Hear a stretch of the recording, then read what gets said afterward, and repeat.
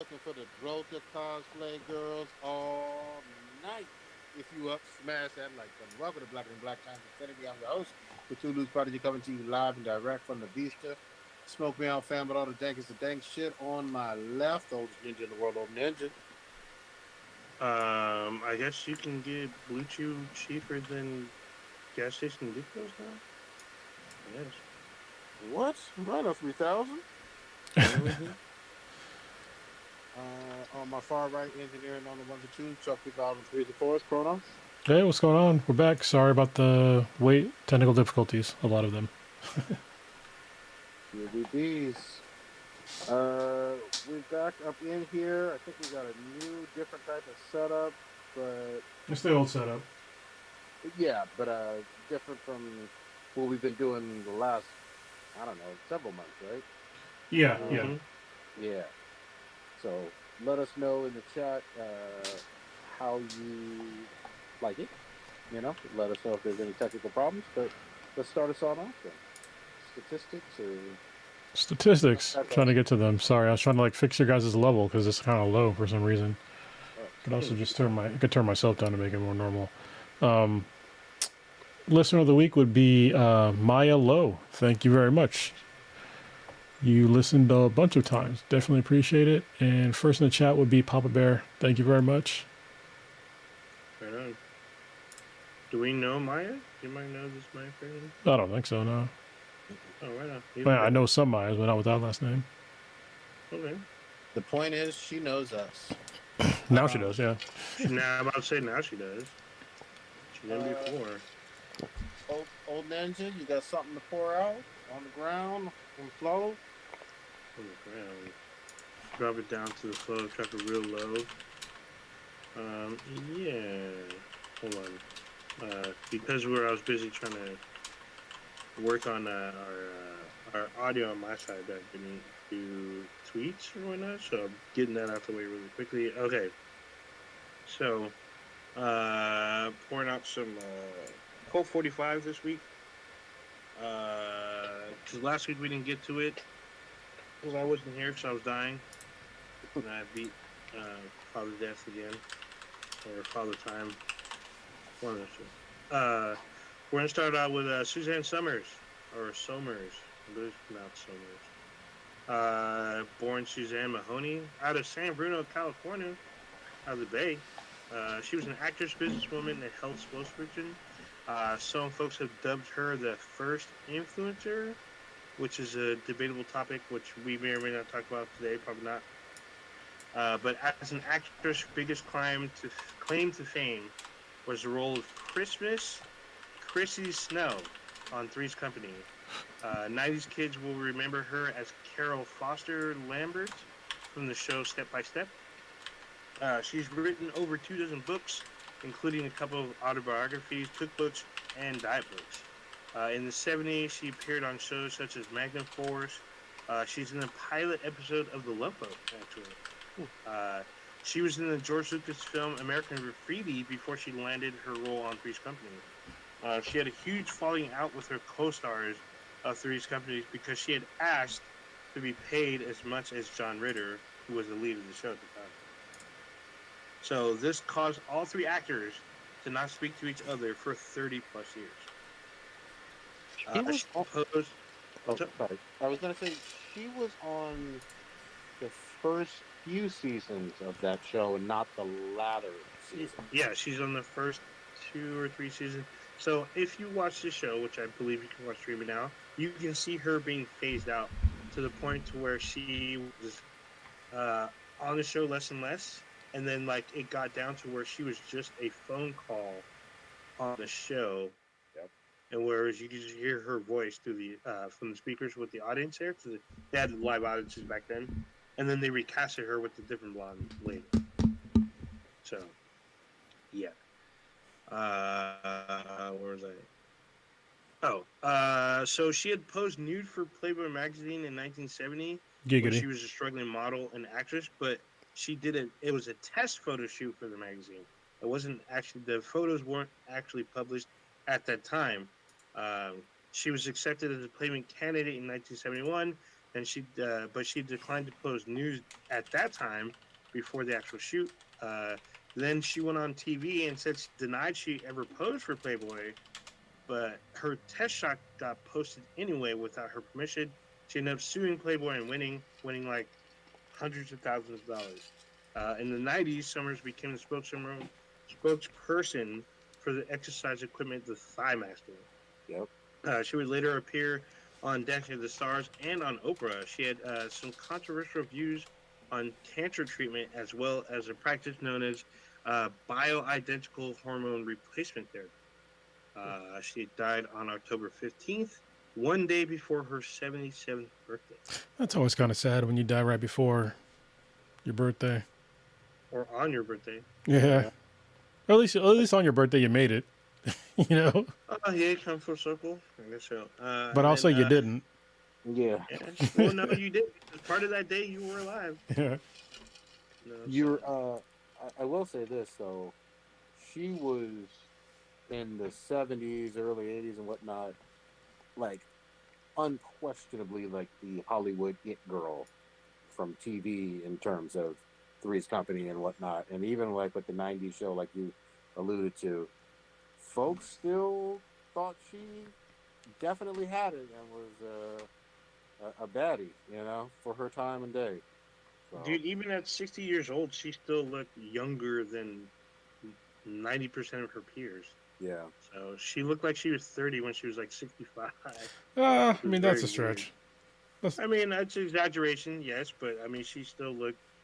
Prodigy, what is going on with your fucking video? Hold on, I'm sorry. It's just going up and down, up and down. Oh. Yeah. I'm like, bruh. Stroking. Thinking about Daltrey. Anyway, go ahead. And Suzanne Summers scissoring. Yeah, it's like the Thigh Master. Oh my god. Lycra and leotards. Yeah. So next up we have Richard Roundtree, actor Shut from your mouth. New Rochelle, New York, who is best known for portraying Private Detective John Shaft in the 1971 film Shaft and all 4 of its sequels and the TV show. For his role in the original Shaft film, he was nominated for a Golden Globe Award as a breakout star. I guess they had that back then. Or Best New Male Star. That was the name of the award. He didn't win, but he was nominated. The movie Shaft was made for $500,000 and grossed $13 million, nabbing a Best Original Song Oscar for Isaac Hayes. It's a great song. He would also appear in the 1977 blockbuster miniseries Roots, alongside John Amos and LeVar Burton. Interestingly enough, Roundtree started out as a model. He modeled for the Ebony Fashion Fair, which helped him get his entry into the Negro Ensemble Company for theater work. He would continue to act on screen and on stage from the 80s to the 2000s. He would go on to appear in TV shows and movies such as the film Seven, the live-action George of the Jungle, a few episodes of Desperate Housewives, and he is the voice of Akuji, the Heartless, for the PlayStation game of the same name. And he also had a recurring role on the Netflix TV show Family Reunion. His most recent movie was in the 2023 comedy Moving Out, co-starring Lily Tomlin and Jane Fonda. But he also has a couple of projects coming up. One is a movie called Caller, due out later this year. He has a comedy named Thelma coming up. Actually, release date is undetermined at the time. And he has like one more project coming. He was diagnosed with breast cancer in 1993 and underwent a double mastectomy. He died of pancreatic cancer today, I believe. That's a terrible way to go. At the age of 81. Yeah. He's also in From Dusk Till Dawn. I'm just saying, great movie. One of my favorite movies of all time. Are you sure that's him? Pretty sure it was him, wasn't it? Called out Sex Machine. Fucking killed his ass, turned into a vampire. You know, hold on, maybe I'll look it up. We have the internet at the fingertips. I didn't see his. Look that up. I think it's another black exploitation. Well, what? Can you find it? I'm looking it up. Coming up, yeah. He's like one of the few black people in the movie, so it shouldn't be hard to find. Yeah. But apparently it is. So all legit. 1996 from that's not Mario. There you go. Is it Okay. really him? Yeah. If it's in IMDb, if IMDb says so, it's true. Of course. So good shit. Yeah. No, it is not him. It is Fred Williamson. Oh That's shit! him. God damn it! Oh. I'm wrong. My bad. But I will say this, man. Yeah, Oh shit! I, You're I right. remember Totally right. I remember watching Shaft as like a teenager, and that shit still fucking held up. It was like an early '70s movie. It was fucking fun as fuck. So definitely check it Yeah, out if I you just haven't said gotten. 1971 movie. Yeah. There's like several sequels. The second one was Shaft's Big Score, which is part 2, and then Shaft Goes to Africa is part 3, and then the 2000 like quote unquote reboot, the sequel reboot was Shaft, where Jackson is Shaft, but he's Shaft the second. And there's actually John Shaft the third. So Yeah. yeah. The early 2000s one certainly did. They tried, but it didn't obviously feel the same as those are the ones with, from the '70s. But I get you. Of course not. I mean, it's funny because it has Christian Bale as like a Wall Street racist, so it was very interesting. But it doesn't hold up. Like, I mean, don't get me wrong, Sam Jackson did an amazing job, but the film is not like doesn't stand out. It's just like another film. Didn't it have It's your not a boy from breakthrough. Westworld playing a Puerto Rican gangster in that one, if I'm not mistaken?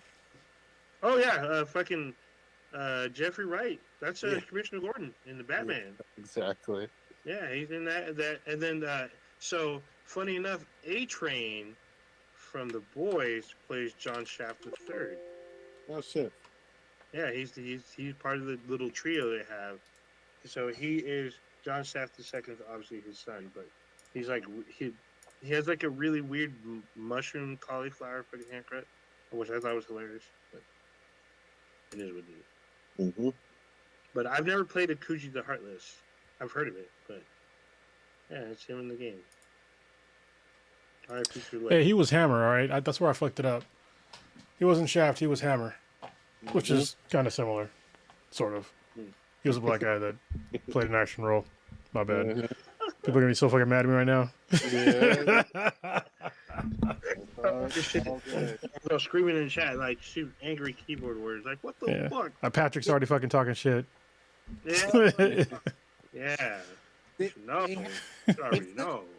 I will say this: it felt like Shaft was a bit more, not a bit, a lot more serious of the black exploitation movies, at least for the first one, than like some of your stuff like the Dolomite movies, Bruh. or some of the other ones. It just got a little more wacky, and even Shaft got a little weirder as the sequels kind of went.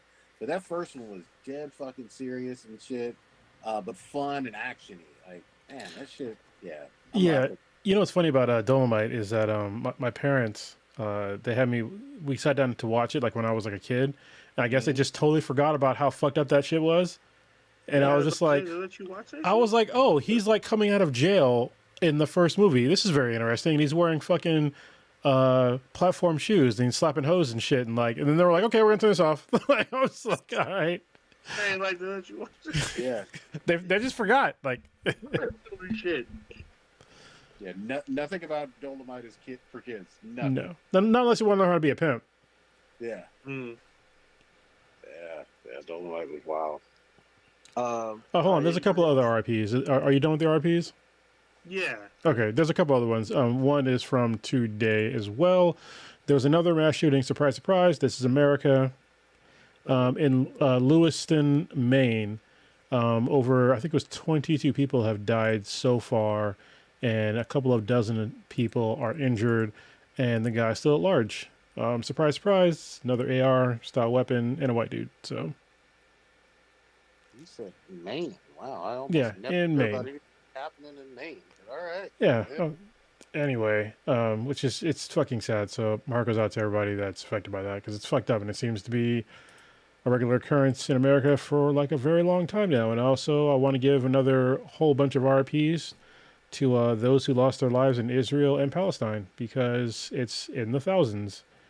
And it's pretty fucked up that the way it started and the way that it's being handled so far with A lot of folks died in Israel and got kidnapped, and then the subsequent retaliation has been, in my mind, extremely heavy-handed. There's at least 5,000 people that have died in Palestine so far, and they cut off, water, electricity, and fucking food, so they weren't getting shit. So a bunch of people just died from all kinds of shit, including lots of bombs. So I hope that that region just calms the fuck down, comes to a resolution, and um, yeah, it's pretty shitty all the way around. But I think one side is definitely shittier than the other.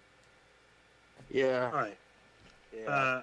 Before Project answers, I was gonna say I know you guys wanted to talk about it last week. We didn't get a chance to, so I kind of proposed that. I mean, Cronus already kicked it off, so I kind of want to be because I've been out of like this whole conflict news out of where because I'm getting a lot of stuff and it's like very conflicting. So what I want to do is like get your guys' kind of take on the situation and act like a not like a debate, but just like be a moderator, ask the questions. Because I'm gonna ask you guys questions like I'm fucking 10 and see what you guys think about this. And I believe that I'm gonna try to be the quote unquote everyman because I think a lot of people may not know what the fuck's going on because I don't fucking know. I've been purposely ignorant to this conflict because I'm like I keep getting a lot of stuff that it's hard to weed through a bunch of this shit. So I think that's helpful, old ninja. And I mean, I will say this: I would not feel bad at all. I'm not claiming to be a historian or absolute expert on all things. I will also say that most Americans, if we're honest, have no clue at how horrific and violent things can get in across overseas, including things obviously here in America getting bad too. But yeah, don't worry about that. I feel like the things in America are kind of status quo at this point, but that's neither here nor there. It's just my opinion. But as far as this goes, I think we should. I want to cover some of those basic fucking shit that people may not get because like when people hear things secondhand, it becomes like hearsay and then it becomes rumor. So I want to get your guys' take on some of the most basic shit because I don't know shit about this conflict. So I want to open this to like a little discussion. Yeah, and just I don't want to keep it. First of all, I think we need to like because you kind of tiptoe around the shit for reasons which I don't like. But I want to first of all say that like I don't have a problem with like Jewish people, so I don't have a problem with religious people. I don't, like when we talk about what we're going to talk about. I don't want it to seem like because if you start talking anything about the way Israel treats Palestine, like you immediately get slapped with the label of anti-Semitic. Mm-hmm. No, and I want to avoid that. I want to keep the but I gotta say because even like everything that I've already said, I've already got to demonetize this podcast, and I've said like I'm gonna have to basically go back and go through and edit this podcast. If I want to monetize it and take out this whole conversation, and then like then do the rest, and then the rest and then drop this. But I just want to make sure that people. I have no problem with the Jewish people or anything like that. What I do have a problem with is imperialism and colonialism and just like killing civilians. And that also applies to Americans killing civilians. And this is coming from somebody that was in the military. So okay. So I'm gonna open the debate. So now we are in our demonetized zone. Starting now. So with the conflict going on in Israel, I do know that from very basic way that Israel is an ally of the United States. I'm not going to ask why, but what I'm going to ask is very basic. Oh, I mean, I can tell you why. No, we don't need to know why. Well, no, it's important to know why though. Like, I mean, it's important. You have to. Like it's the same. We know that British is an ally. So British is an ally. Israel's an ally for whatever reason. What I want to get to is like the ground war kind of thing that's going on out in the Middle East right now. Well, So hold on. Sorry, El Ninja. I know I gotta stop you because if we okay, don't talk about like why they're an ally, then people are gonna get fucking even more angry. okay, So we have to acknowledge that uh, Jewish people went through a Holocaust, and because of that, they were given land that used to belong to Palestinians, and they lost. You can't just gloss over 6 million dead people. Like you can't, and that's a significant part of this story is that atrocities were done to them, to 6 million fucking people, and that carries generational harm for those people, and finding them a place to live is Well, important to like this story. yeah, and just to be really, really clear, that was not perpetrated.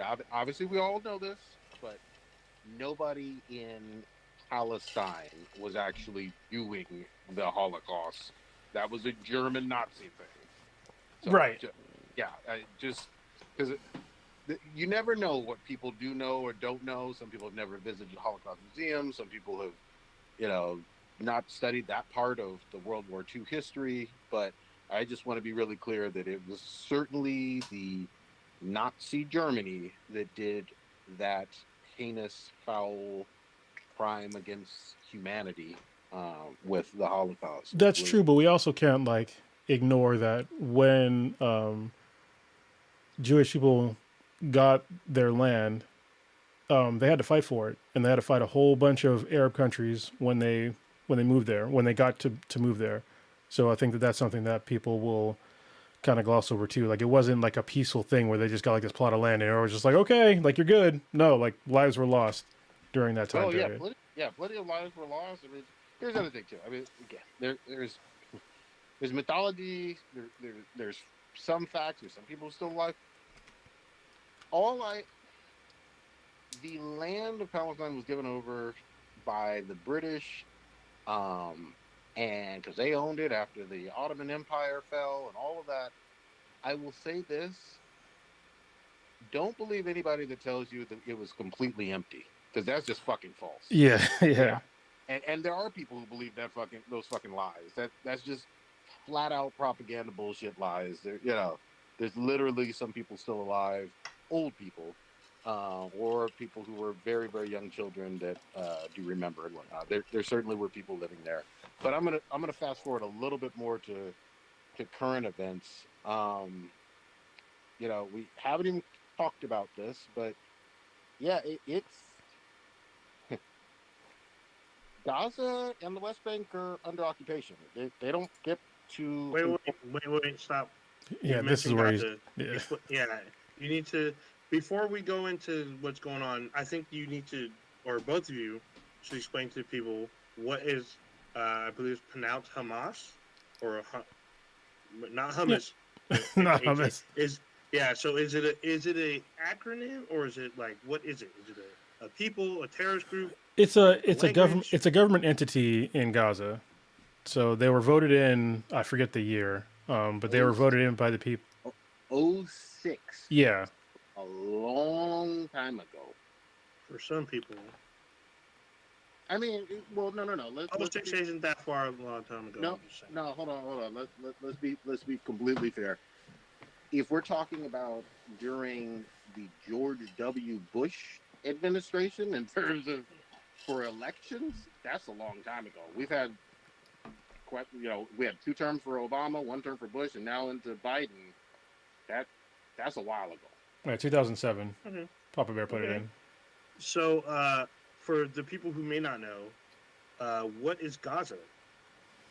Gaza is a strip of land that is in the eastern part of uh, Palestine. It's Is that the? completely. Is it on the western part? Because I know it's like I'm sorry, Western. it's the western I'm part. Because they call it the West Bank, but it's the West Bank to like a Yeah, body yeah, of yeah. water. I'm Yeah, sorry. it's weird. I'm, On the other part yeah, of Palestine. Yeah. it's been a long day, but Hmm. it's an occupied territory. That's how it's legally defined, and not recognized as a state to most or some countries in the world. I won't even say most. Okay, so it's just a strip of land that's recognized as Well, an occupied land. heavily populated too. Yeah. Okay. There's like too many people there. Okay. So you're saying Hamas and Gaza. Go ahead, Chronish, your thought. Yeah, no. So Hamas is the government body in Gaza, and they got voted in 2007, and they basically have not. I don't know if they haven't had elections since then, but basically they've had control since then. And most this is another thing that people don't talk about very much. Oh no, it was 2006. Probably better just you looked it up again. All right, so most people, not most, but there's like 40% of the population in Gaza are people under the age of 18. So like most of the people, well, not most, a large portion of the population did not vote for this governing body, and they can't because there's like they're not holding elections, especially now because of what's going on. So yeah, and that's a problem when it comes to like a government entity that's supposed to be representing people, and they're committing acts of violence against another nation. So I think that's something that is important to say. Okay. Prodigy, your thoughts? Yeah, I will say I think that kind of gives some context. Um, Obviously, there's history pre-Hamas as well. I'm not defending all the things that Hamas has done at all. Definitely not pro Uh, Hamas here. Yeah. I'm not, yeah, and I'll speak for just me on it. I'm not defending uh, the acts that they have done, especially of late. I will say though, I need to be very clear for me. Um, I can't defend the occupation as a whole.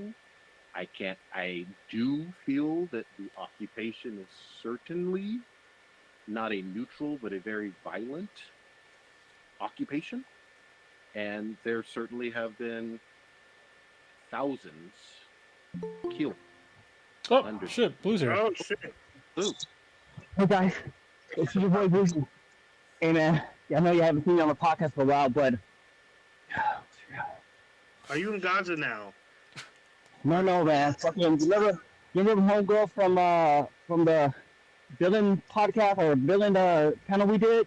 Almighty girl, dude, I've been locked up in her basement. you're in the bushes. I just, Yeah, I just finally escaped, man. I finally escaped. Higher change. Oh man, this chick is crazy. It's fucking nuts. All she kept doing, telling me, "Oh Mike, oh Mike, oh Mike." I'm like, "Oh shit, okay."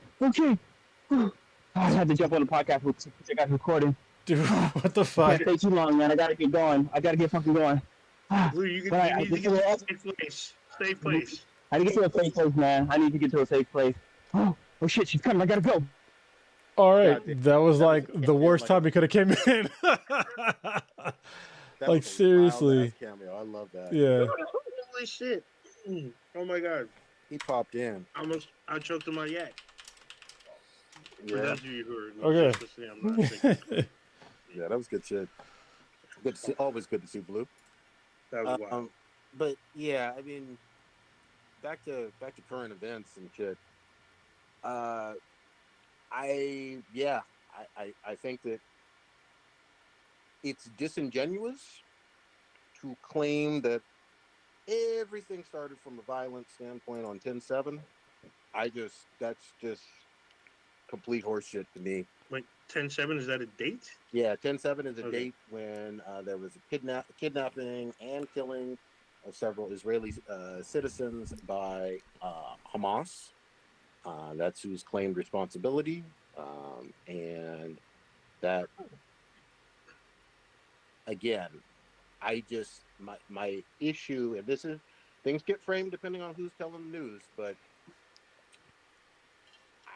even earlier this year, it's been in the hundreds in terms of civilian casualties prior to 10/7.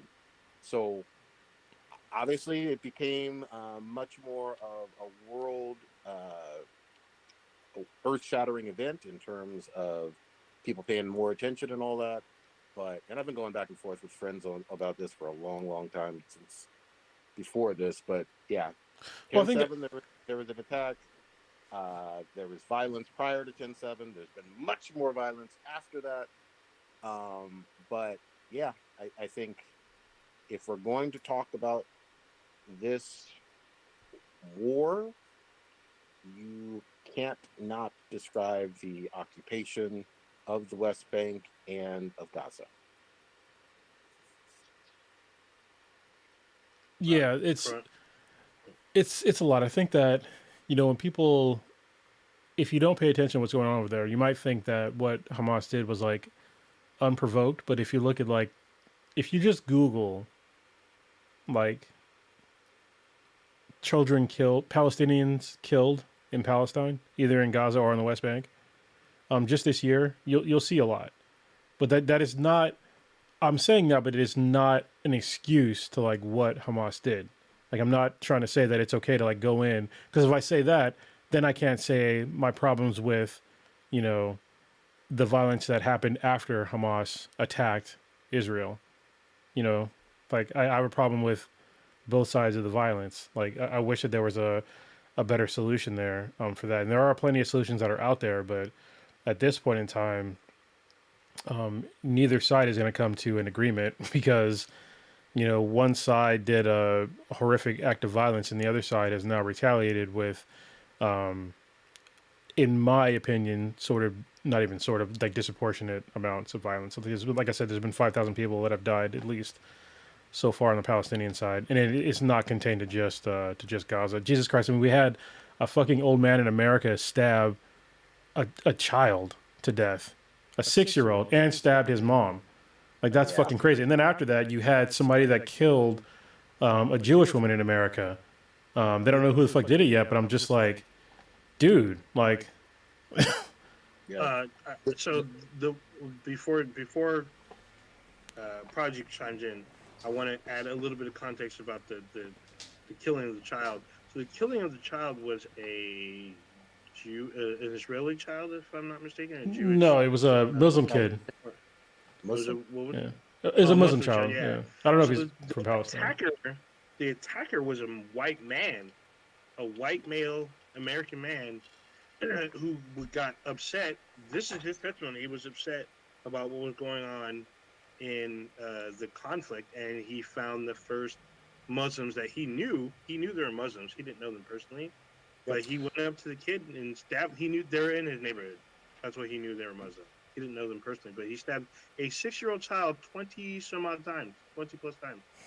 Yeah, I'm glad you bring that up. Obviously, there's really heinous racially motivated crimes, religious crimes, ethnic crimes, whatever you want to categorize them. Terrible. People are getting really excited, and their violent racism is showcasing it, even thousands of miles away. I will say this, though, and I think it's important to point out, and I know I'm jumping all over the place. Hamas controls Gaza, like we mentioned. They are not in control of the West Bank politically at all. And that's important context to put in because the bombings are not contained to just Gaza, just to be really clear. Okay.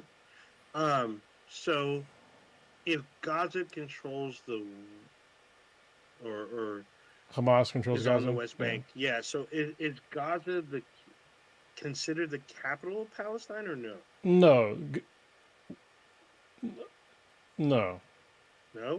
They don't. Okay. I don't even know. I've seen how Palestine is on a map, and it's not a complete like land mass. They're separated. Fact check myself really quick, but I'm pretty sure there's like no real capital because they're not really considered a state by most countries. So or a country. Palestine. Yeah. Oh, Palestine's not considered a country? Well, they don't have like a. They're not viewed as that. Like it's. Okay. I mean, it's definitely a country, but they don't have like any like power. Like they don't vote.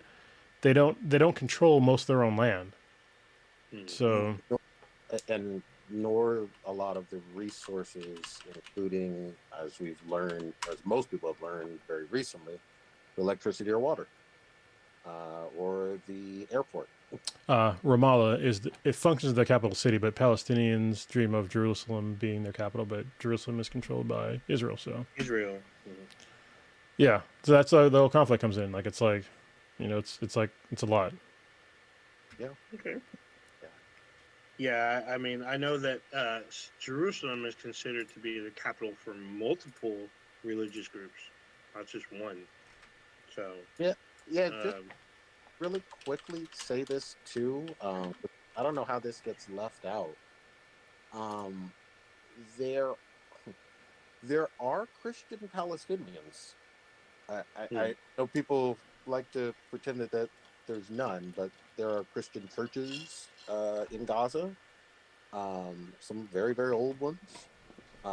There's obviously Muslims. There's Israeli or people who living in Israel who are Palestinian, of course, too. So it's there is multiple religious and ethnic groups throughout the region.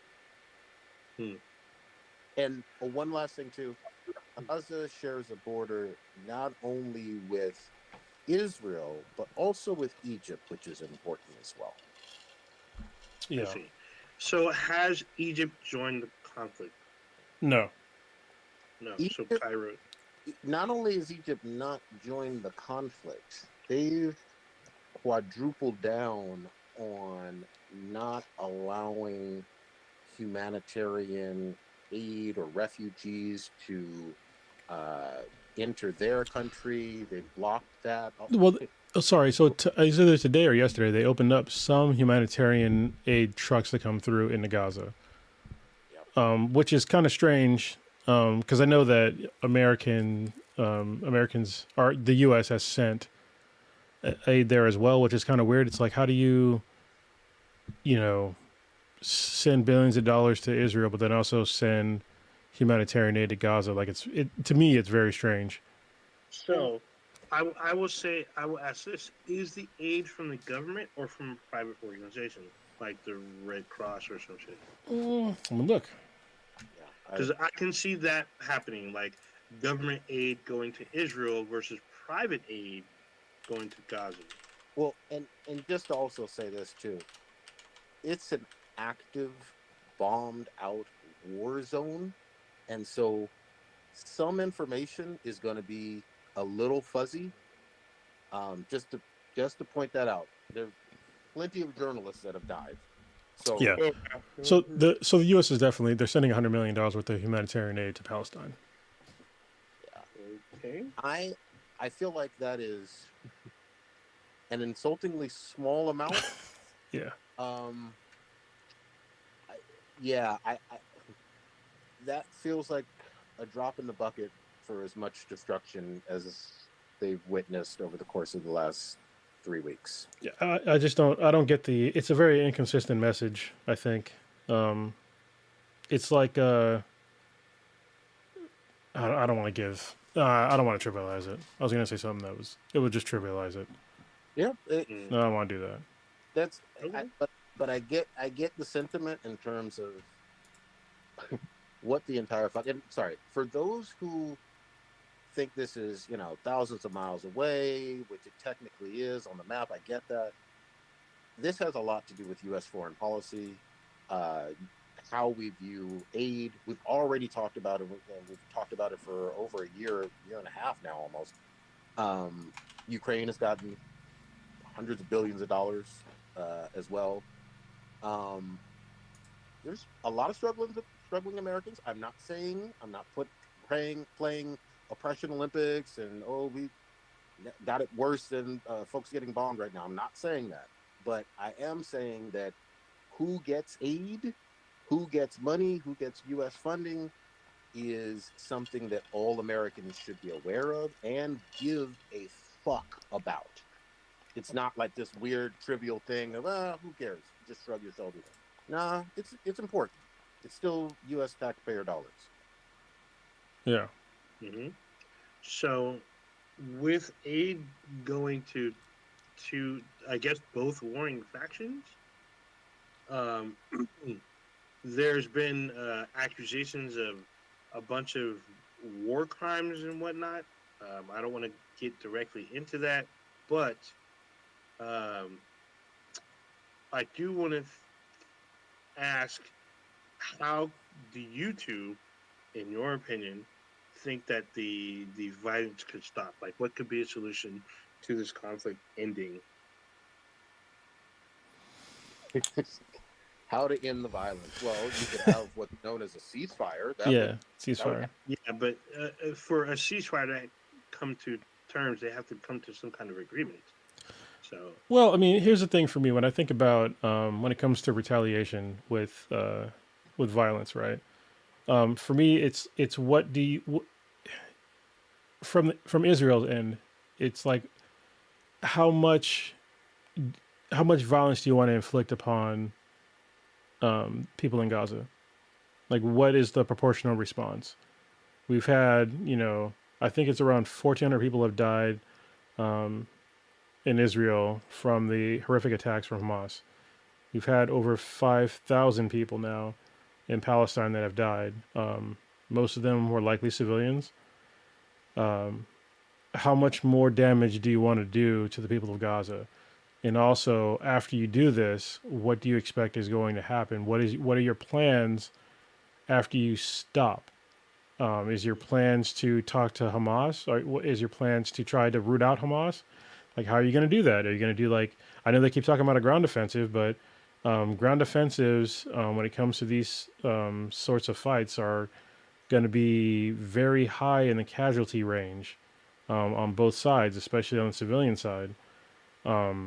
And I don't think that, I think at this point, to me, this is just my own personal view, that we have exceeded the proportional response from Israel. And I think continuing to bomb, I think for me, which I found very odd at the beginning of this, was Hamas did a horrific attack on Israel. They kidnapped 200 people. And Israel's first response was to bomb in mass Gaza for weeks at a time. For me personally, I would have thought, yes, you can have some sort of like response back, but also my first priority would be like, get my fucking people back. And bombs don't get your people back. If anything, it would fucking blow them up. And that seems like not a far stretch, because I know how bombs work.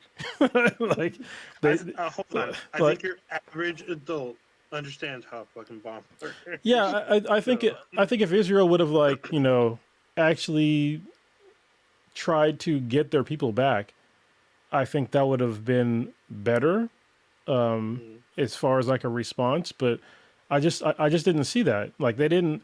Nobody was talking about getting their people back from the jump. But that should have been the number one priority in my mind. Again, I'm not fucking Israel, but that in my mind, get my people back and then work from there. But I don't know. Can I also say something too? I mean, I don't want anyone to have a disproportionate view of what we're talking about here. And here's what I mean. Israel is a nuclear power. It is a highly sophisticated military, uh, high GDP. For that region, it's a superpower. I'm not saying on the level of the United States. I'm not saying that. But for that region, for certain, a fucking superpower. Gaza, Hamas, PLO, nowhere. Wait. I'm sorry. What was that last one? The PLO, Palestinian Legal Authority. I don't know what that is. Liberation something. I Libertarian? forget. Liberation. No. It's liberation something. Organization. Okay. But what I'm trying to say is, you don't see a whole lot of fighter jets on the Palestinian side, and you don't see a nuclear warhead or anything like that on that side. I just want to point that out. It's not one army is completely equal to the other. No, not even fucking close. And I think that sometimes when people talk about it, it will sound like, well, they have tanks and these guys have tanks and these guys have fighter jets. Yeah, But Palestine doesn't really have tanks, so that yeah. that's not even fucking close. I think the better, and this may seem completely disrespectful, but just bear with me for a second. I think in a hopeful way, remember, like, we're of a certain fucking age. Remember what was going on with Northern Ireland and the Irish car bombings and the Catholics and the Protestants and all that? And it seemed like it was never going to end. Bloody Sunday shit. Some people don't know this history, but all that stuff that U2 was singing about, you know what I mean? In terms of, And the Cranberries, put some I respect was on it. wow. yeah, but I mean, but seriously, it was very violent. Yeah. It was religious because you had Catholics versus Protestants. It seemed like it was never going to end. It was white on white violence, but we're not going to go there. We're not going to go there. We're not going to go there. What the fuck? But it was ugly. But it was one of those things where the Irish were certainly undermanned from a naval and army standpoint compared to the United Kingdom. Um, and so I only bring that up, not that it's exactly parallel here. I'm not saying that, but there were certainly terrorist attacks that happened on the regular for that Northern Ireland shit. If you go back and fucking read Yeah. that history or talk to some people who were around during that time, terrorism and violence on both of those fucking sides. But one had much more guns, much bigger budget, all that other stuff. So not saying it's exactly like what is going on here. I want to be really clear on that. But I think it's just another example from fairly recent history where you see violent acts and one power being much greater than the other. Yeah, I mean, when it comes down to, for me, I think with like with most of talking about this is like how do you stop the violence if you just keep going at it the same way? So if you are pro Israel and you say that it's okay to have, a 25-1 ratio of deaths, if you look at historically, it's around that. Maybe it's like 22-23, something like that. Historically, okay. So if you keep going like that, how do you expect Hamas to respond? You just think they're going to just stop? It's like after this. So just imagine after say everything stopped today, like right today, there was a ceasefire today. Do you think that all the kids that died in Palestine, do you think their parents are not going to get radicalized? Do you think their brothers and sisters are not going to get radicalized by seeing that, there was this organization that they didn't even fucking vote on because it happened so fucking long ago and they basically took over that region. And then another entity just bombed your family. Do you think that there's going to be like, they're going to be okay with that in perpetuity? Like, But you know what? I hear you. I'm with you on where you're going. For me, the context, and this is something that, again, I've become even more aware of. I knew it was happening, but I didn't know the scale. The, assassinations were going on long before this. oh yeah, well that's there's certain parts of this conversation that I'm like kind of intentionally trying to tiptoe around a little bit, even though I guess for most people they probably never heard of any of this shit. So I guess we're not really tiptoeing around it. Because there's like a lot of stuff that I could bring up, but Oh, sorry. One more quick thing. Sorry, really, really quick. This just popped in my head. The other thing, because I do hear this often.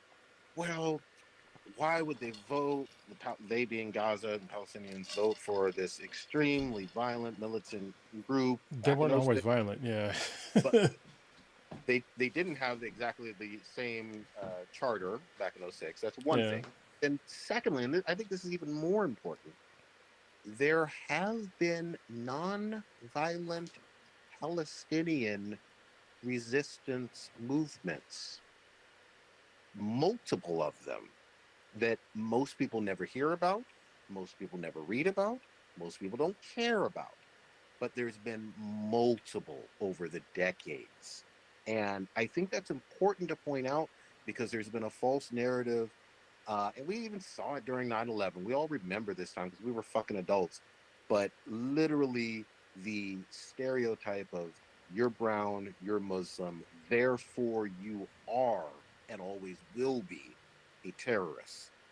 And it's a really dangerous fucking game to play. I mean, I've mentioned on this podcast multiple times uh, Nelson Mandela and his entire political party were labeled terrorists by not just South Africa, but the entire Western world for a long, long time.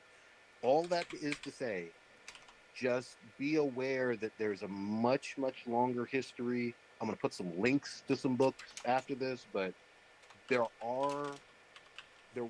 were several nonviolent movements, and there were plenty of violence that those groups encountered. That's all. That's what I'll say. Yeah, yeah. I don't know. Oh, Ninja, go ahead. I know you had a series of questions. Go ahead. No, go ahead and finish it. You started your thought. Go ahead and finish your thought. No, ask the next question. Right. So, this is kind of my kind of interjection. I don't. Actually, hold on. Let me pause real quick. Ninja, I'm really glad that you are asking these questions because we didn't talk about beforehand on the podcast. Like, Ninja, ask some questions. Like this, that's not happening. We didn't do that. We didn't pre-screen this. I fucking took the wheel and yanked this bitch. We're going like a 90-degree grade right now. Before Chronos even mentioned it, because we could have mentioned it 2 weeks ago when shit actually did start. Mm-hmm. I wasn't sure whether we were going to touch upon it or fucking not. Because let me just say this really quickly. Here in America, there have been people losing their jobs. There have been people having their job offers rescinded. There have been. I honestly, I got a message while we were talking about this about that. I'm not even bullshitting. Mm-hmm. Oh, okay.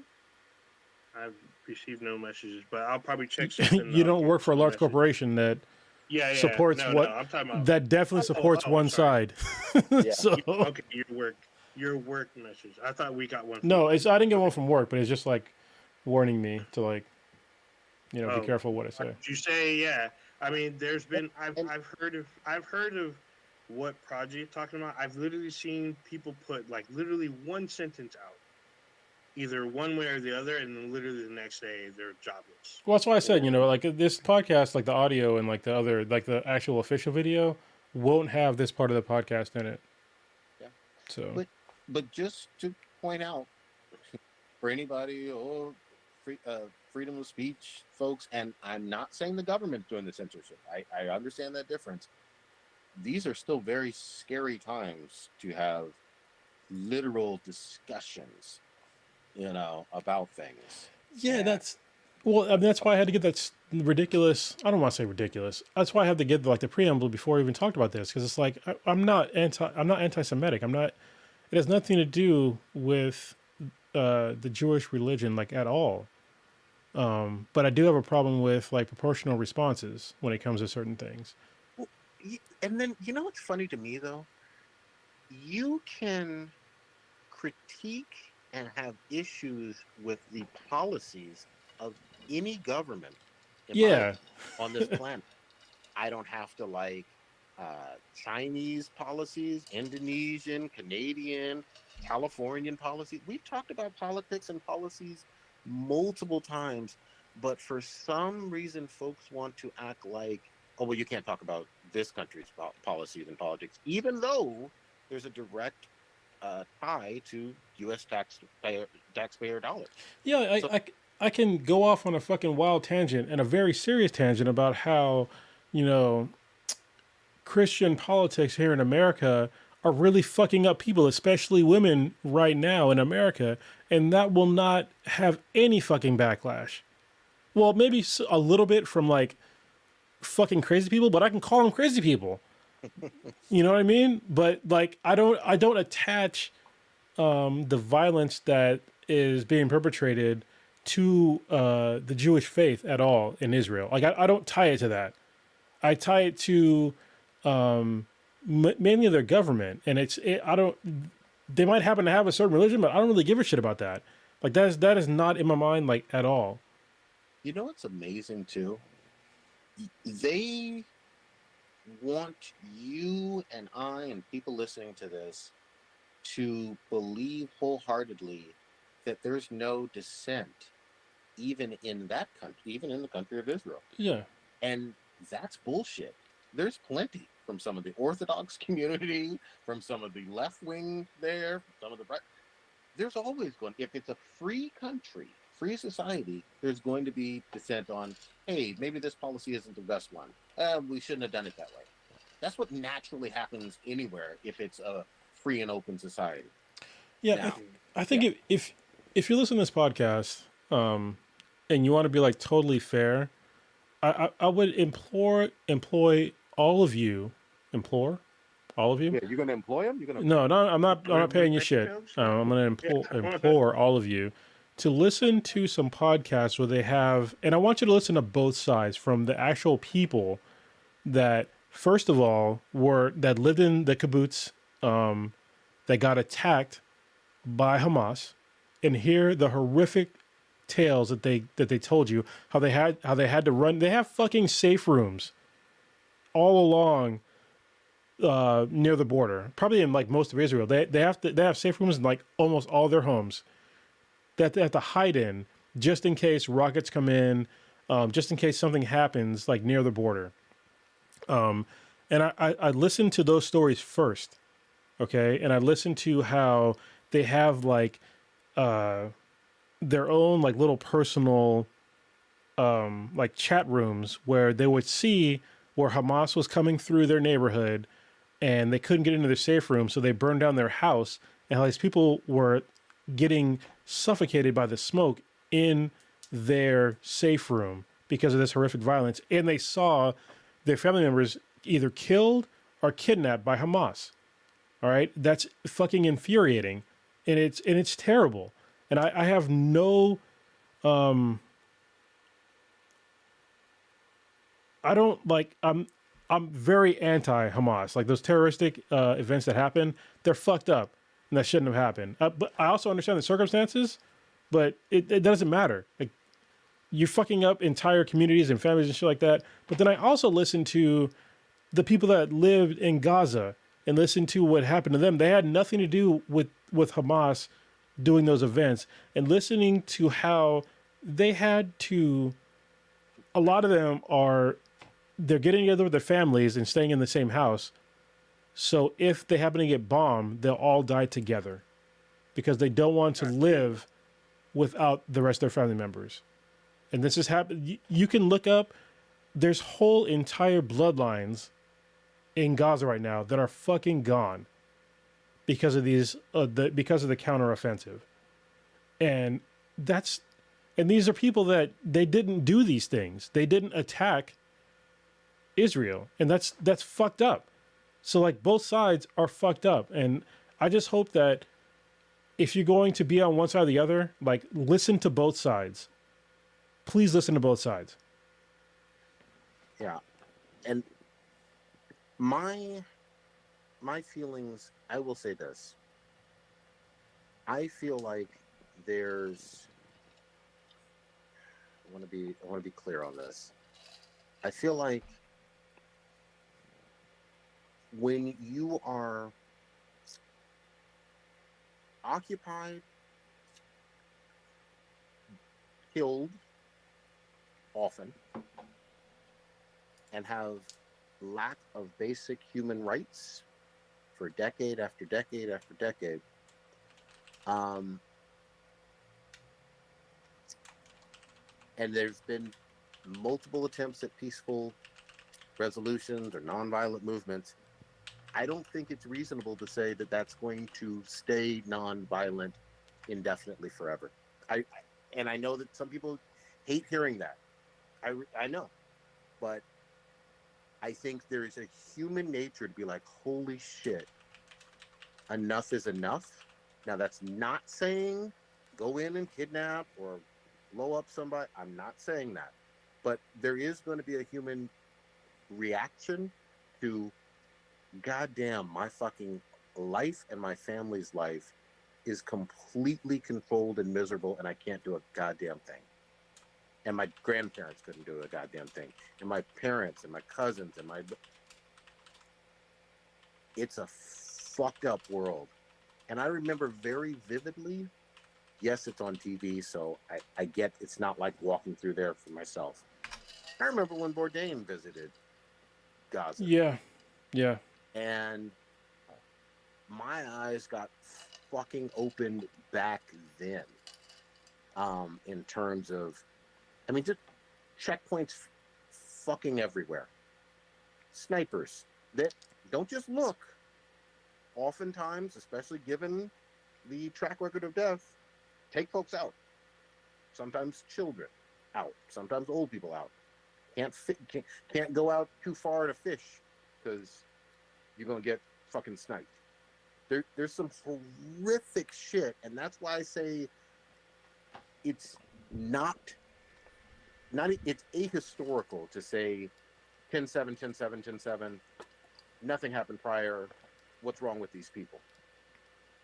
That just is the wrong perspective to me. yeah. It is, but you know, it's a lot. Yeah, it seems like there is a lot. The problem I see is back in the Cold War era and even during the 90s, when there's conflicts. Dude, don't try to switch it to Call of Duty and Black Ops now. No. When conflicts happen in the Middle East, potentially, like some of the other world superpowers are closely monitoring to see who's going to respond. And I think the biggest fear is that this will spread to other regions and then erupt into like more countries coming in, and it becomes like what we did. What, it's been 60 years now. No, Well, it's been 80 years. it's been a while. 80 years. Yeah, I mean, it's for a good reason. It's because when Israel was made into a country, there was a war, there was a conflict that happened then, and it was done by multiple Arab nations, mainly Arab nations, and Israel won. And so those nations, a lot of them are still fucking salty about it. Which, I mean, you should be like. Yeah, nobody likes losing. Yeah, so. That is. If you're occupying a territory, and this is why I have to go back and say, it's like they needed somewhere to live because they were like, if you have 60, well, in an ideal world, if you have a genocide happen, you want to have a safe place for a people to live. I will say that luckily, Jewish people were given that, but I don't want to even say given, because they had to fight for it as well. But there was accords that were signed, there were treaties that were signed to give them that land, and they still had to give their blood, sweat, and tears to get that land. But it was still, it was negotiated to get that. And there's like other people that had things like that happen to them, and they didn't get shit. Can I say the quiet part out loud? I mean, if you want to. The quiet part is that the winners of World War II, if we're being honest, unfortunately, and I think this is racist and evil, did not want to carve out a portion of America, North America, or Europe for them as well. If we're being very honest. Yeah, because we certainly probably could have gave him, like, there's plenty of parts in America that are fucking basically empty. You could have given him a good portion of Montana. Nobody probably would have given a fuck, Montana, South Dakota, North Dakota, Montana, parts of I mean, you look at Canada. Wyoming.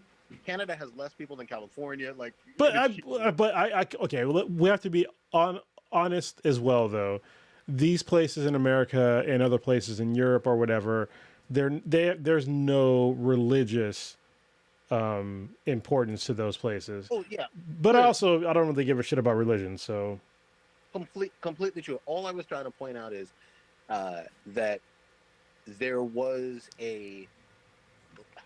unfortunately, and I say this as someone who has a lot of sympathy, there was not the level of let's carve out someone more space here for you to immigrate as much as you would think of the Western democracies after winning World War II. I just, I Yeah. think that there's some of that whole aspect of they didn't want that ethnic group there at all, which I think is very fucked up. And not, I won't say it not at all, but No, I mean no, it's even to this day it's fucked up. I mean, like if you look at like this is also something I wanna come back to because I feel like people might feel like we're again might be the anti-Semitic word, but there's still a lot of anti-Semitism here in America and across the world, and that's something that cannot be ignored. We still see it you still see motherfuckers pitting swastikas, and we have a fucking person in Congress talking about Jewish space lasers. yeah. Like, Oh yeah, what the fuck are you talking crazy, about? crazy lady. We've talked about it on the shootings of synagogues that have happened. Yeah, Um, I will also say this, and I'm not trying to one side here and one side there, but yes, there is terrible, evil, awful, racist, fucked up anti-Semitism, and there's a crazy dehumanization of brown people who are happen to be Muslim or Islamophobic, as you want to call it too. this shit especially affects me and Prodigy because of our names, Hmm. which is crazy.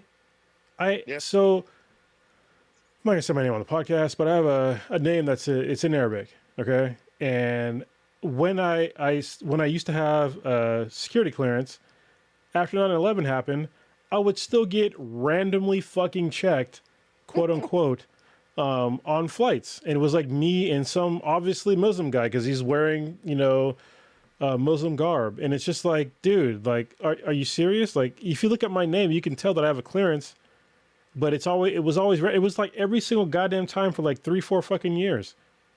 So you can't, like, both sides are getting this racist bullshit against them, and I wish they would both see that and kind of come together, like, about that, but it's almost impossible at this point. Well, here's what I'll say from a hopeful standpoint. Um, it was. I'll go back to Northern Ireland. It was seen as impossible that any of that violence would ever fucking stop. I will also go back in history and say, from what I've read, I'm still learning. I'm still fucking learning, so don't blow me up over this. But it sounds like there was some relative peace under the Ottoman Empire. So not crazy long ago with Christians, Muslims, and Jews in that region. I don't think it's impossible. I think it can happen. I do think the living conditions need to be drastically, and freedoms, because America does like the whole idea of freedoms for foreign people, quote unquote. You know, the freedoms need to be granted to the average civilians. From my perspective, especially in the West Bank and Gaza, and letting them rebuild, letting them have elections, letting them have these radical things like water and electricity too, and food. Yeah, that's like basically. It's like I said, like right from the jump. It's like, why are you like just bombing indiscriminately? Like, you should be funding your people, and like, but it's like I said, it's complicated. If you were hoping that on Blacker Than Black Times Infinity, you were going to hear the solution to Israel and Palestine, then I don't know what the fuck you were thinking. Honestly, like, Mm-hmm. I mean, come on. Yeah, it's like I said, we didn't plan this. I'm glad we're getting a chance to talk about it. It's been the topic du jour on everybody's social media feeds, and probably at a lot of dinner tables and whatnot. But Oh yeah, I mean, me and Kay have gone through some like very serious conversations about this. I mean, she's like literally like canceling subscriptions to some stuff and like, you know, There's boycotts. yeah, that's also what she's doing. We've barely touched upon the fact that there's a lot of boycotts and of major companies, and we're going to see. And then the other thing I will say too is there's a incredibly interesting racial dynamic, and here's what I mean by that: the quote unquote global South, most of it, not all, but you'd have to look at a map. It's interesting to me to see which folks in the global South, meaning Latin America, Africa, and parts of Southeast Asia, But not Australia.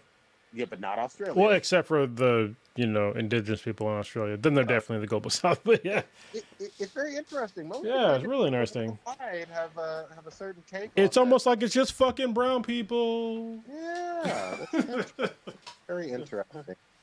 And then the other thing, just to point out too, is, I mean, the big giant pink elephant in the room is, how the fuck do you think America became the United States of America in terms of like someone else's? I'll say it from my perspective, someone else's fucking land taken, and a lot of people being killed, and then you could get pushed back to this area. And yeah, that's what I think. That's one of the other reasons why that this is like, it's like on Today Explained, which is a podcast I listen to like all the time. The number one question over the last week was try to like, why does America always support Israel? And I think that honestly, like part of it has to do with like that imperialism and colonialism. Is like, I don't like it from like a human being aspect. It's like, I don't like that we're just okay with just oppressing people, and like expecting like no blowback ever for this. And again, I gotta say it, I still think what Hamas did was horrific and should not have done. They shouldn't have done it. But like, you can't. It's like that thing from the Fugees.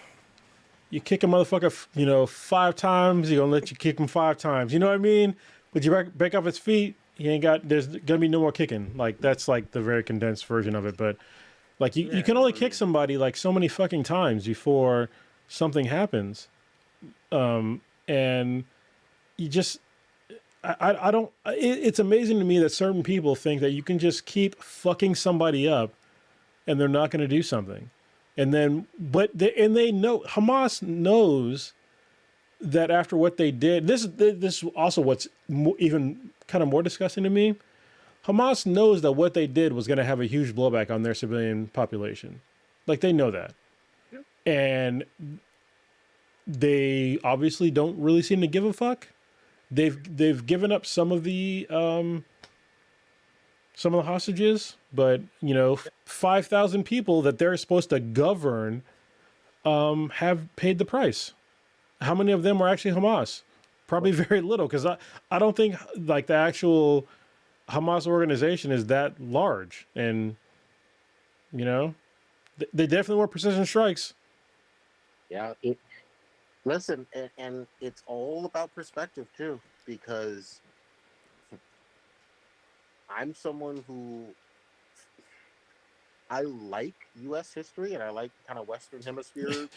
You like real U.S. history, not like. Yeah, let's be clear. And I'm not making a direct one-to-one. I need to be very clear on this. But when Haiti kicked out the fucking French and had the first successful slave revolt, there were killings and terrorist acts of all sorts and types against quote unquote some civilian soft targets there. Prodigy, Candace Owens and PragerU told me that white people freed black people. Yeah, exactly. exactly. What are you talking about? The Haitian rebellion didn't happen at all. Yeah. So it's still Saint Dominique, and Candace Owens also said that the white man gave us education and brought us out of the jungle to the table. I believe that's what she said. Yes, because we had no tables in Africa before that. Apparently not. We had huts. We had mud huts. And remember, they also gave us, wonderful Christianity, even though the older Bibles are in Ethiopia. Ethiopia, yeah. Yeah, but all I'm trying to say is, and again, not making a direct comparison to what's going on right now. I think there's some that are appropriate and some things that aren't.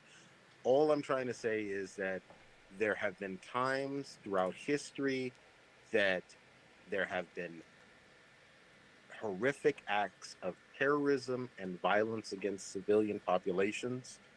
And some people have thought it was justified and some people have not. And then years go by and whoever fucking wins gets the chance to write the fucking history, unfortunately. Yeah. And it's wrong. So Prodigy stuck on that Castlevania stuff because Castlevania features a lot of Haiti or Ati history.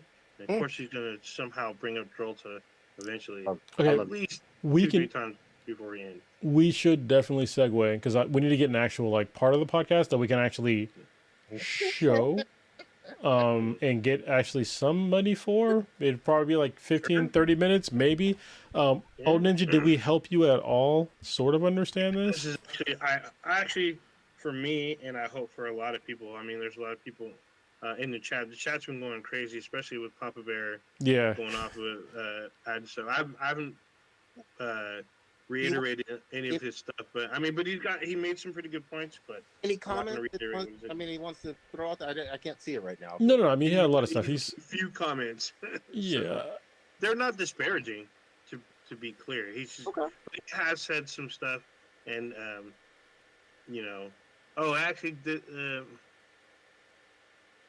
I don't know what this one was about. He has a direct quote for you, but I don't know what this one is. Which one? The one about only when power and... No, it's just like something. It's a response to something Prodigy said. I don't understand the response, but it's just there's a sad reality. Prodigy, they probably didn't even consider anyone that already lived there. I don't know. Was this about Egypt?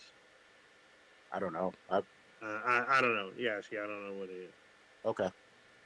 But still, he's made some pretty good points. I haven't really interjected a lot of stuff from the cats from the comments because I felt like it would have led us on a bunch of tangents. So, but yes, for me, this has been more clarifying, and I hope for other people as well that listens to this.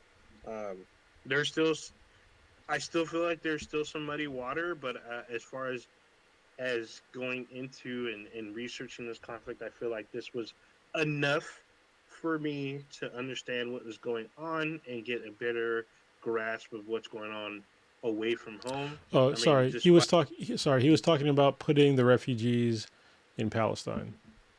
He just got up to the... Okay, yeah. I didn't scroll back up. I was reading what he put in there. But I'm more confused now, but that's okay. It's all good. We can... Yeah. Honestly, me and Papa Bear are going to have a Balance Exchange episode on just this. Prodigy, if you would like to join us, you can. It'll be another... That's going to be a totally demonetized podcast, so... But yes, as far as educating me on the situation, I still feel there's still muddy waters, but there's more. There's way more. Oh, yeah, I can already tell because there's things. I mean, the whole Palestine. We didn't really talk too much about Palestine. It's really been about like the West Bank, but I feel like this is enough for me to get a grasp of it. And we didn't talk about any of the crazy shit that's been on social media. There's been a lot of crazy talk.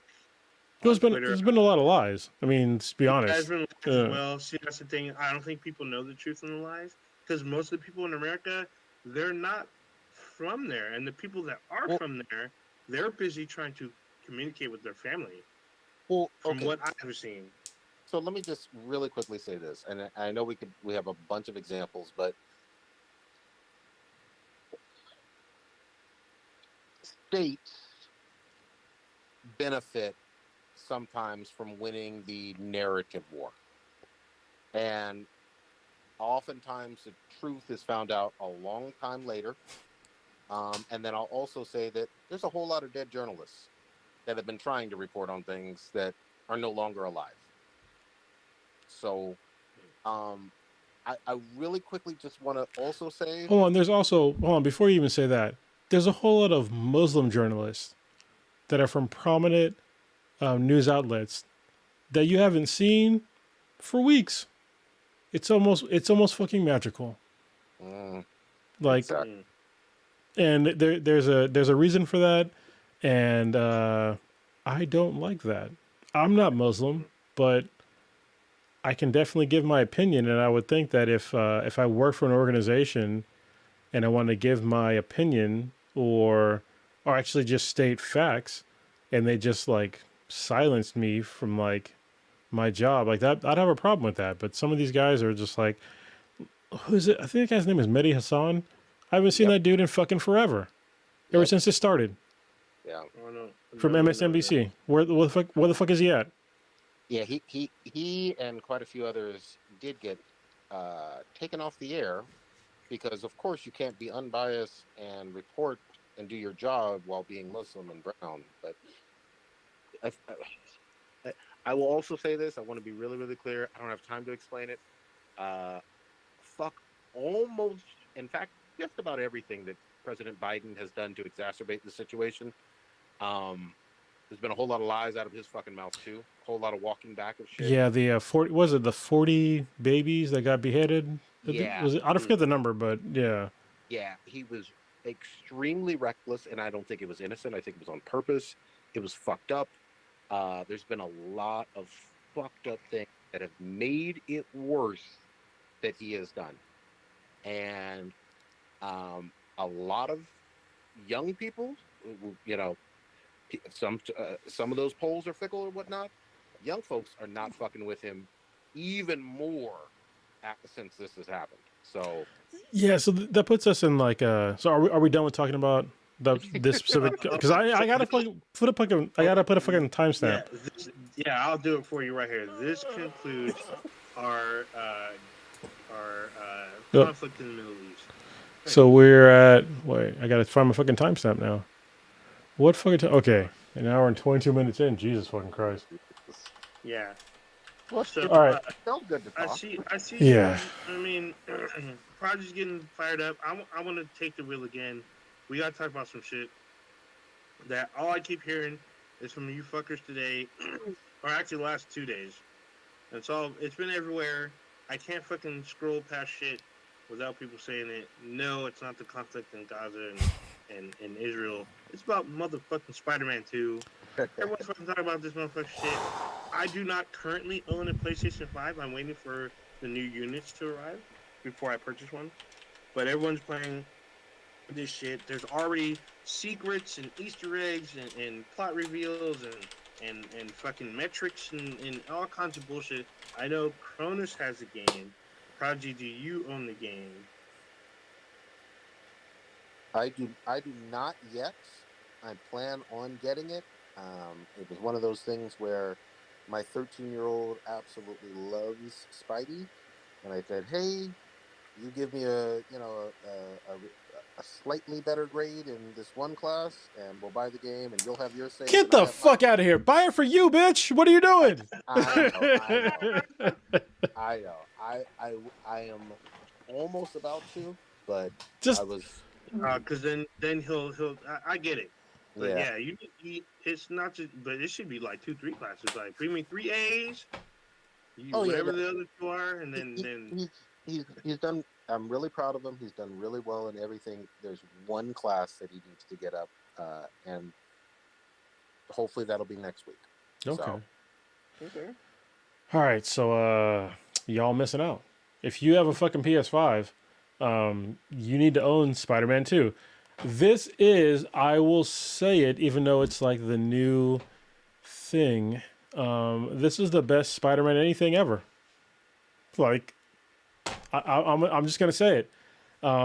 It's pulled my heartstrings in certain storylines, and there's all the memes. So like, I know you're thinking it's like, oh, Cronus, you're talking about how the last Miles Morales movie was like the shit. It was like the best Spider-Man movie, but this is better than that. All right, it's better because first of all, Miles Morales is still in it. You have Peter Parker. You get his storyline too. In this, I want to give any spoil. Actually, you already know from like the last games, but Miles's dad dies in that one, and he was killed by Martin Lee. And there's like a whole storyline with that, him dealing with anger. You already know. I'm not spoiling shit for you, but Peter at some point gets the symbiote. The way he gets it is, it pulled my heartstrings, and then seeing Peter devolve from being Peter Parker into being Peter Parker with the symbiote and being like this angry dude is fucking amazing. The voice actors do a really good job. Tony Todd being the voice of the symbiote is really fantastic. And I haven't gotten to the part with Venom yet, because I know he's in the fucking movie. I'm sorry, I know he's in the game, but I have not gotten to the part to where they introduce actual Venom yet. But it is so, there are so many fucking good ups and downs. All the goddamn Easter eggs, they're all there. New York is bigger. There isn't a lot I can say bad about this game. I know IGN and some other folks have said that it's like kind of like an old school open world thing. I don't give a shit. I'm fucking 44. I'm old school. Give me the old school fucking gaming for some stuff. Can I know I haven't played this one yet. I played obviously Miles and the 2018 version. When you say open world, the thing that fucks me up, and especially as a criticism, there's no other open world games that have web slinging like this. Like, just the traversal alone through New York is more fun with web sling. And in this one, they upgraded it. Like, so you can web sling, but you can also do you can fucking fly. You can use the web wings, and it's fucking fun. Yeah, it's fun. That's not like GTA or Saints Row or any of those other games, or Red Dead or Witcher 3 or what. Like, that's a very different experience. Well, I think that the problem that some of these people were saying is that when you're doing like this kind of quote unquote old school open world games, that there's all these like random side quests, but the side quests are all fucking. I haven't had one that was shitty. The only thing that is kind of old schoolish is like having the random fucking like crimes happen, but they're fun because I want to beat people up and use my fucking powers. So I don't really give a shit. Like it's fucking fun. I none of that sounds negative. That all sounds like fucking awesome shit. Yeah. All right. It's so much better than the previous games. And that's kind of hard to like say because the other games were like they were so good, but in this one you start with basically everything you had in the other games, and then you get to build upon like that. You get like more. You get more powers. There's like a shitload of suits. So you know what game does that? Jedi Survivor. You start out with a bunch of shit on top of it, and you just build. Like you start out pretty powerful. I'm like, dude, I'm powerful as fuck, and I'm like 5 minutes in the game, and then like there's a fucking skill tree to make me even more fucking powerful. What it's the shit. Weird to me, yeah. But like the writing for this one, man, the story is so fucking good. The fact that you can switch between Miles and Peter, and then the fact that both Miles and Peter have like people that they're friends with, they end up being like actually mainly Peter, I guess right now. Actually, no, both of them that will like randomly do crime fighting shit with you. Like literally, like I was like flying around as Peter, like earlier on in the game. And I was like going to a random crime, and then fucking Miles was there, like beating these dudes up. And I was like, oh, this is fucking fun. And then at the end, like we got to like do the whole Spider-Man point at each other. Like it was like little shit like that. It was so much fucking fun. And there's like way more collectibles. Go ahead. I was just gonna say all the fucking more reason. Again, I haven't played this one yet. I'm probably gonna get it next week. But all the more reason to shit on the fucking Avengers game. Because what the fuck? Yeah. Dude, I haven't talked about this game a whole lot, but Gotham Knights is basically on a smaller scale, but it does everything that Avengers should have done with their characters, and Gotham Knights does it spectacularly well. Even though you can play from 2 to 4 players, just like in Avengers, but the way they handle gear, level customization, and level progression is done correctly, and I feel like Marvel's Avengers kind of fumbles the bag with it. I mean, the game is fun for a while, but it becomes monotonous. Where I'm playing the previous two Spider-Man games in Gotham Knights, it doesn't feel monotonous. It feels fresh. I don't know how to explain it, but I mean, the missions are like the random encounters, random crime. They feel like natural because they just happen when you're just in the area. Something pops up, you hear somebody scream, or someone yells help. You're like, oh shit, let me go investigate, and then boom. I mean, I You're said it back finished. when I first bought the game, like day one. I was like, this game is good. Like everybody's saying this game is shit. Like they're lying to Yeah, you. it's Like the weird. game is good. Yeah, I mean, It's but just not a not Batman. just no, yeah, that as well as Spider-Man one and the Miles Morales one, they do the same thing. They have the Yeah. same like kind of crime event algorithms, I guess, or whatever they have there. I don't know what they call it in house, but both of them do it infinitely better than Marvel's Avengers, which is very weird. I mean, Marvel's Avengers had the potential to be amazing if it did like a fraction of what either of these games did. This they would have been a fucking hit, massive hit. But no. Also, just props to Insomniac in terms of this studio. They haven't fucking missed of late because Ratchet and Clank was fucking awesome. You know what I mean? Like Yeah. Rift Apart, Rift The- something. And they did so they actually people were like comparing it to like Rift Apart. I'm like, it's the same studio, first of all. But there's a part in Spider-Man 2 where a person gets like this portal weapon. It's not a weapon, it's like a portal device. And you have to chase this person. And it's literally like the same portal fucking. Oh, it's a similar portal chase scene where like you're going through like. And there's no load screens. This is the amazing thing. Because I'm going from like Starfield to this. And it's like, oh God, thank you. No more load screens. Like Starfield is cool and all, but there's so many fucking load screens. Like literally, I'm like going through like the city and then like the world. Like there's part where like you portal through to like Antarctica chasing this person, and then portaling back to New York and like all these other boroughs and shit. And there's no fucking slowdown. There's no frame drops. It's just all you doing your shit. And I don't know whoever wrote or designed like all of these crazy fucking action sequences. This game needs a lot of. It might be. Is it game of the year for me? It's quite close. Like honestly, I think it is. Because it's like I haven't had a game this year like pull my heartstrings a bit, and then have all these very well choreographed action sequences.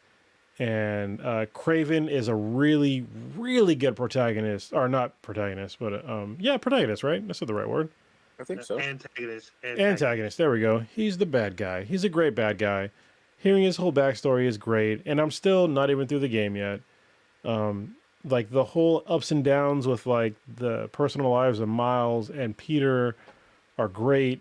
It's for me it's a fucking 10. It's a 10. Do you get a chance to hear any characters in New York say Peter? Peter? Actually, maybe. I don't know. This is one actually the weird things about the game is like as you're walking around, there's like so much chatter like on the street. And then I saw how they did it. Like I watched a video of how they did it. It's just like people walking around in circles, like in groups, and they have like microphones above them. They're just like bullshitting. Oh wow! And then that's like how they do that. And so like they do a really good job about that. Somebody probably does say Peter at some point, but that's more of a Boston thing, isn't it? Yeah. I just need to take that opportunity to say. It looks fucking awesome. I can't fucking wait to play it. If my kid, whether he gets Just buy it for yourself. Fuck the kids. Yeah, exactly.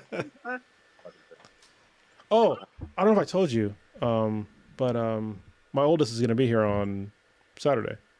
Oh shit! We're going to go out drinking on Saturday because she turns 21. She was in the chat, by the way. She was, and she was like, "You're talking about geopolitics. I'm out." I'm out. Yeah, very nice, very nice. And then she'll be back. So she'll be here on Saturday.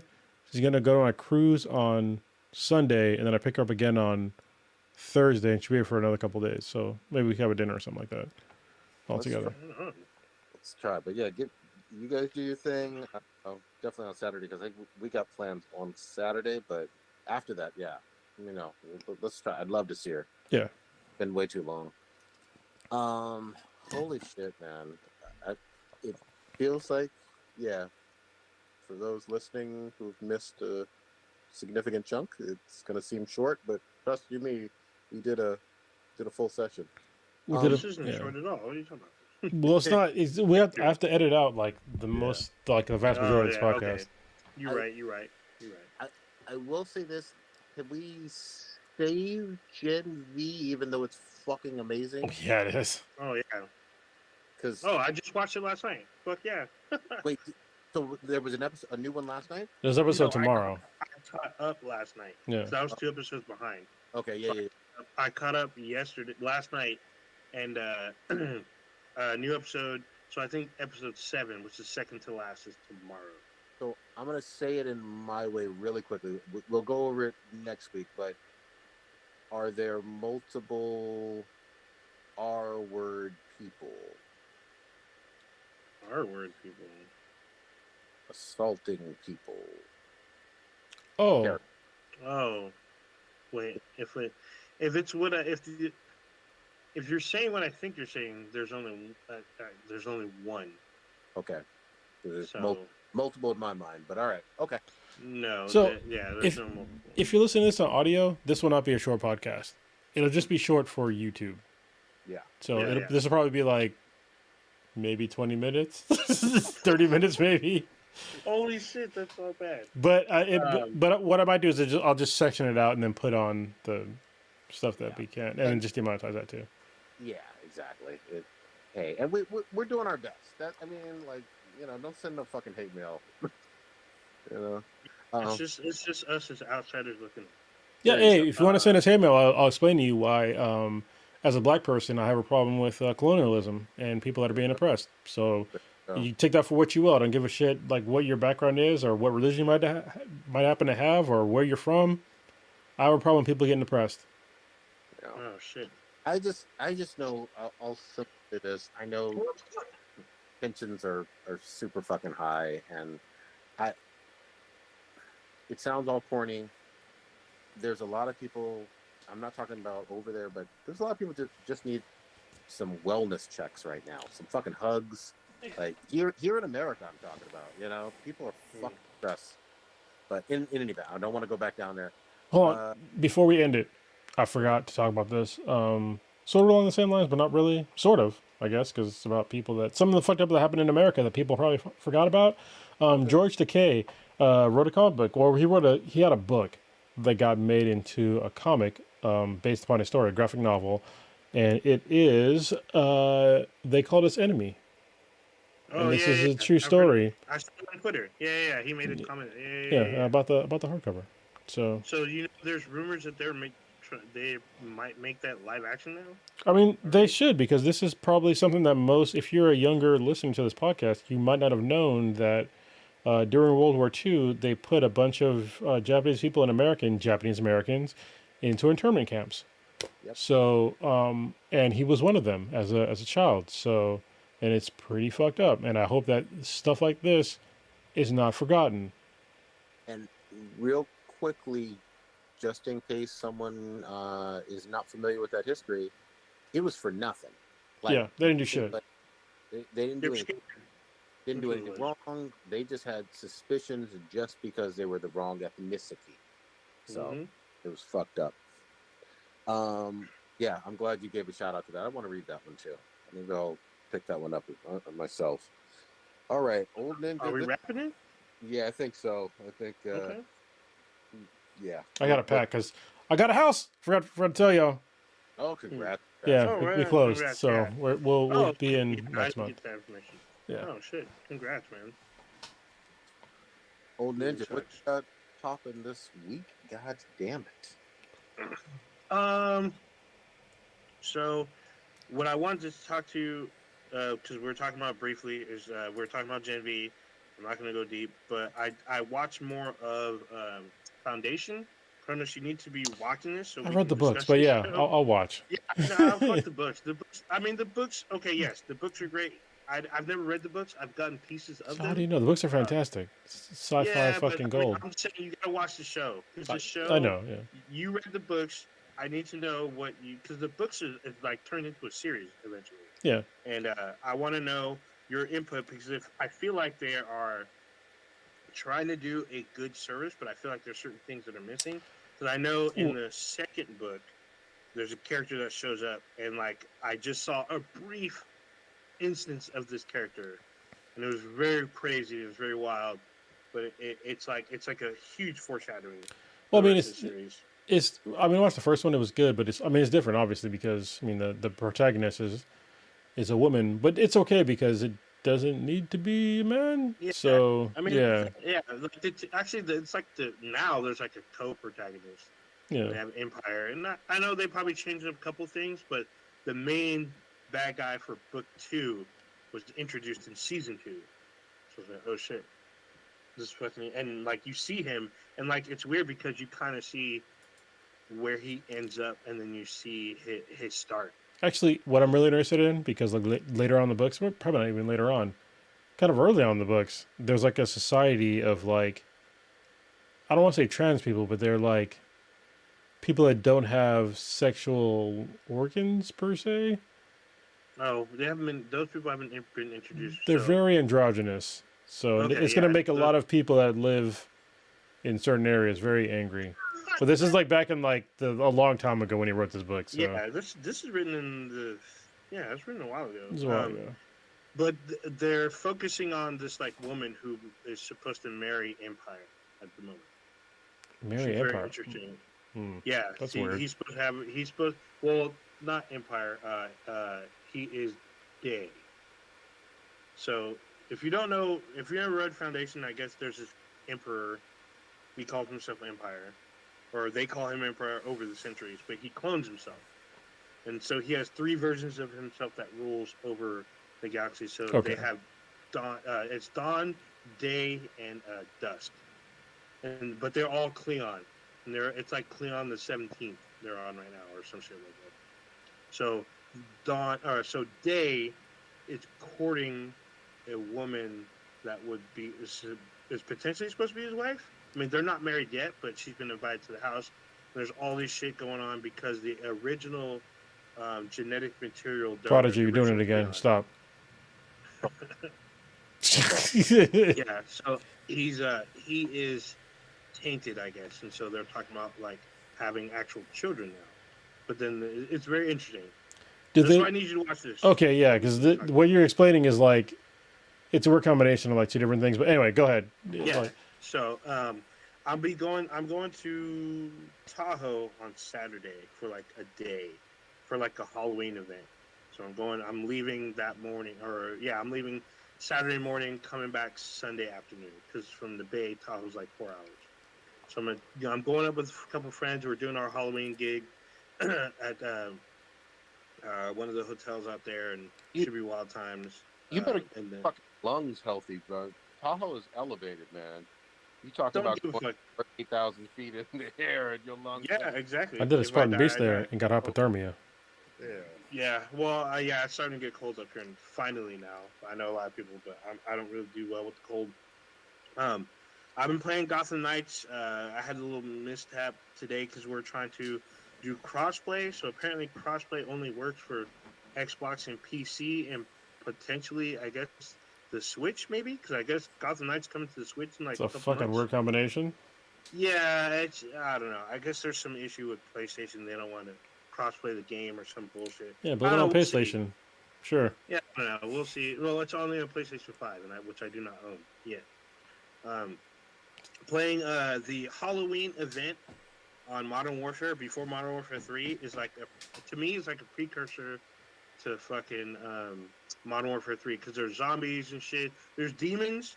There's fucking creatures. So it's cool because they added 5 like creature bosses on top of the already bosses on the big map. Like there's a you two played Diablo 4. All right. There's a Keep talking, because I use the bathroom. I was trying to wait, yeah, but there's a I gotta boss named go. the Butcher. Draw it Yeah, out. if you kill the Butcher, you get something for Diablo 4 in Modern Warfare. You get like a specific, like I think it's a weapon you can use in Diablo by beating him. And that's just one thing. Like you can beat the creature from the Black Lagoon. It's like hiding there, and like they give you really good loot if you are able to kill them. You got to watch out for other teams that will try to kill them. They're in each of the big modes as well. They have a much improved like zombie event game where other players, if you die, you become a zombie. They have like a Warzone zombie mode. They went all out for this event. It's fucking great. It's a lot of fucking fun. I guess it ends in the next 2 weeks. Obviously, I guess it ends the week Modern Warfare 3 comes out. So it gives you like a little bit of what to expect. It's been a lot of fucking fun. I've been debating about getting Phantom Liberty for Cyberpunk, but I think I might wait and forego that and go with Alan Wake 2, which is out, I think, next week. So yeah, I'm just going to Tahoe. Probably going to game when I come back. Trying to get healthy again because I'm still a little sick. As you can, if you've been listening to the whole thing, if you're on SoundCloud or listening to it via audio, you've heard me cough throughout this whole fucking thing. But yeah, that's it for me. I am looking for as many Rota cosplayers as possible. If you think you've got a great cosplay type Halloween fit, Rota from Castlevania Nocturne, hit me up. Send me some live. You know what I mean?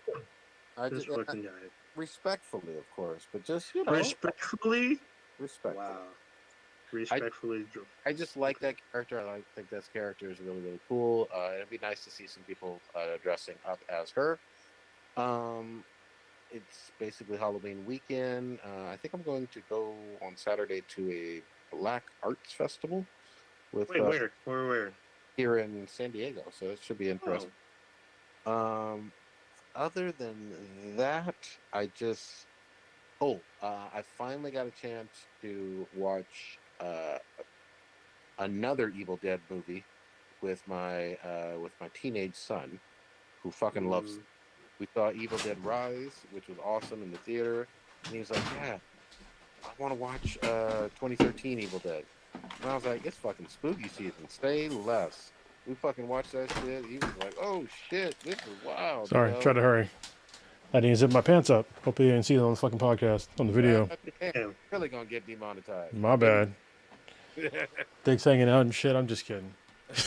Not the zipper, though. My zipper was down.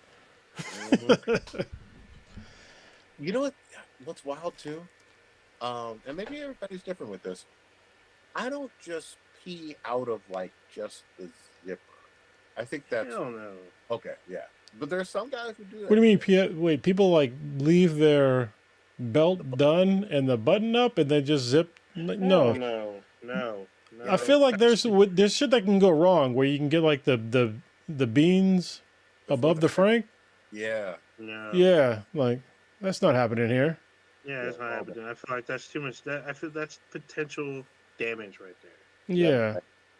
I agree. Weirdos. That could be a whole thing. Like, yeah, exactly. That's fucking weird shit.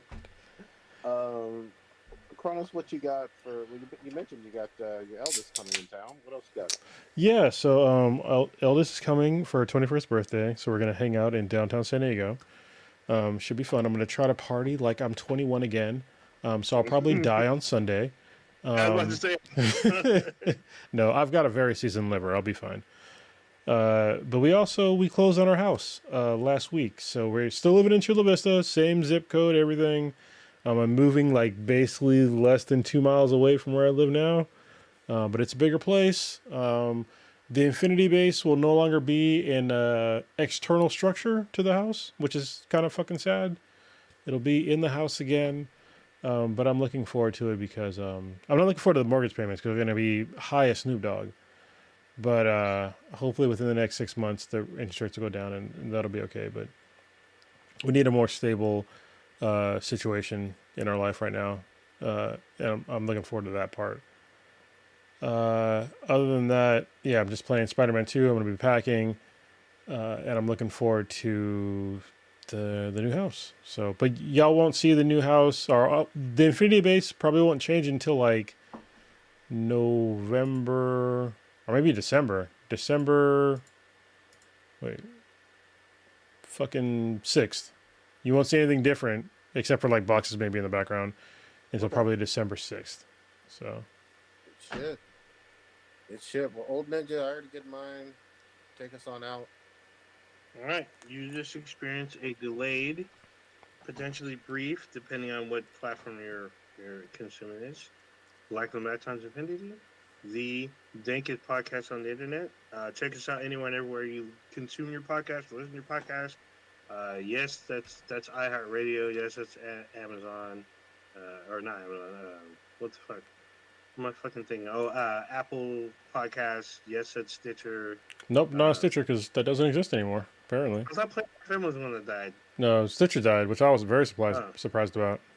okay. So Player FM, iHeart Podcasts, fucking Spotify, all the good shit. We're there. And then we have a official We're, website, Big Head Productions. What? we're on the Flintstone gravel pits too. Exactly. Okay. Spark one. Smoke it if you got them. Check out our official website, BTI/BTI. That's BTHAMBTI. On Twitter, it's BTI. Facebook, Threads, and the application formerly known as Twitter, BTI. On Amazon, yes, on why I keep saying Amazon? So yeah, I guess it's Amazon, the Fire TV, whatever. We have an app to let you know when we go live. You can watch us through that. There you go. Keep it real for spooky season. Adios. Enemy titty.